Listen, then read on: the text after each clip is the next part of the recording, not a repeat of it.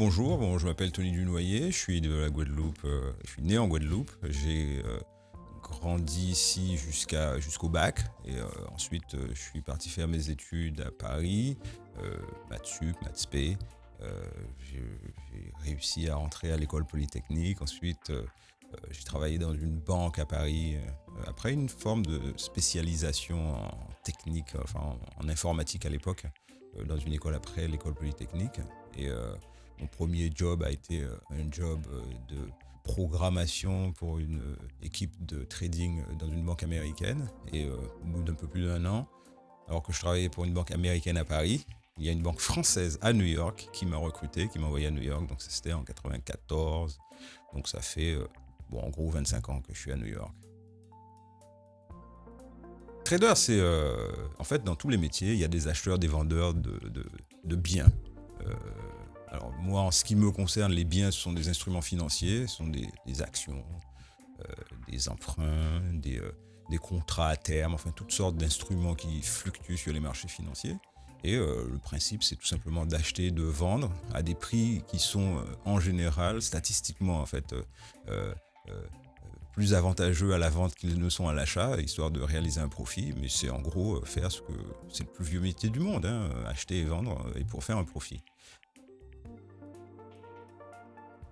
La notion d'humilité, c'est quand on rentre dans un trade, quand on rentre dans une transaction, enfin je dis un trade, c'est une transaction, euh, il faut être humble et se dire qu'il faut toujours, sans nécessairement douter du trade lui-même une fois qu'on est rentré dedans, mais il faut toujours être réceptif à cette notion que le trade, le raisonnement qui a amené à la conclusion d'exécuter cette transaction-là, le raisonnement, il est peut-être ou euh, passer de mode ou à des omissions. Enfin bon, il faut toujours être prêt à remettre en question ce raisonnement-là. Et ça, c'est un facteur d'humilité qui s'applique pas seulement dans le trading, mais qui s'applique aussi dans la vie de tous les jours. Euh, vous arrivez dans un groupe d'amis, on vous pose une question parce qu'on a l'impression que c'est vous qui êtes le spécialiste d'un domaine d'activité. Faut se dire toujours quand on répond que dans l'assemblée, dans le groupe, il y a quelqu'un qui en sait peut-être plus ou qui a lu un article et qui a passé suffisamment de temps pour être assez pointu et même plus pointu que soi-même. Donc toujours avoir cette notion d'humilité où le raisonnement qu'on a et les idées préconçues qu'on a, il faut savoir les remettre en question sans nécessairement en douter au moment où on les émet ou au moment où on les exprime. Mais en tout cas, savoir remettre en question. Donc ça, c'est ce que j'appelle l'élasticité des opinions. Donc ça, autrement dit, c'est l'humilité. Alors le deuxième facteur qui est assez important, pour moi en tout cas dans les modèles et la façon de traiter les marchés, le deuxième facteur, c'est le facteur de discipline. Et discipline, alors je vais prendre un exemple de trading. La discipline, c'est si vous achetez une action, on va dire par exemple, vous achetez Amazon. Je ne sais pas le prix, parce que je ne traite pas les actions, j'en ai aucune idée, mais mettons que vous achetez à 100.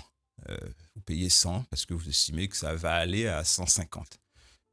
Il y a un facteur de discipline qui dit au moment où vous achetez à 100, il faut avoir déjà en tête le prix auquel vous pensez que cette stratégie n'est pas bonne. Alors ça veut pas être, c'est pas nécessairement 50, mais si ça passe par exemple, on va dire à 85, ça veut dire que le raisonnement n'était pas bon. Et cette discipline-là, c'est si l'action Amazon traite à 85, il faut sortir.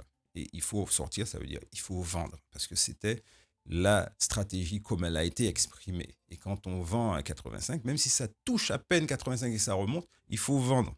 Et ensuite, refaire le raisonnement. Et si ça remonte à 90, c'est pas grave. On refait une nouvelle transaction, on réanalyse une nouvelle transaction et on a ce qu'on appelle un nouveau stop, une nouvelle sortie et puis aussi un nouvel objectif. C'est vraiment important de respecter la discipline. Et cette discipline-là, elle s'applique partout. Et pareil, à la discipline, à la prise de profit aussi. Si je rentre dans une transaction où je dis, voilà, j'achète Amazon à 100 parce que ça vaut 150, parce que ça vaudra 150, ça va traiter bientôt à 150. Le jour où ça arrive à 150, je vends. Il n'y a pas de question. Même si le lendemain, quand j'ai vendu, ça vaut 160, c'est pas grave. Je refais une nouvelle transaction à 160.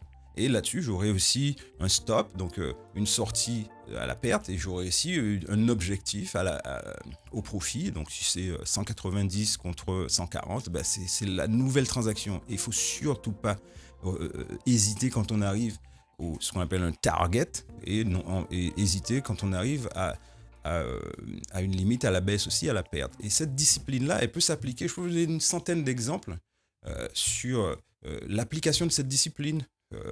Alors pour être un peu relax, l'exemple c'est, vous avez un rendez-vous galant, la demoiselle est censée arriver à 8h30, vous vous donnez un stop loss. Le stop loss, c'est si à 8h45 elle n'est pas là, je pars. Et à 8h, on ne se repose pas la question à 8h46 pour se dire, ah, peut-être que... Non, je pars, parce que c'est le stop loss. Et je pars, ça ne veut pas dire qu'on ne veut plus en entendre parler, mais si elle m'appelle à 9h, ben là, j'aurai une nouvelle explication et on repart dans une transaction, on se redonne rendez-vous, etc. Mais ça s'appelle de la discipline. Alors bon, ça, c'est un exemple qui est un petit peu exagéré, mais qui illustre bien cette notion-là. Et en fait, quand on arrive à 8h45, on n'a pas perdu. C'est ce qu'on était prêt à perdre. Donc la stratégie, elle est toujours valide, mais au niveau de la discipline, on était prêt à ça. Et cette discipline-là, il faut l'appliquer partout. Partout, et c'est ces deux éléments-là qui, pour moi, sont essentiels dans le succès du trading. Alors, ça ne veut pas dire que je suis successful, donc que j'ai du succès, mais ça veut dire que je suis conforme à ces règles-là, quel que soit ce que je vais faire dans mes transactions. Et ça, c'est important, que j'ai raison, que je n'ai pas raison.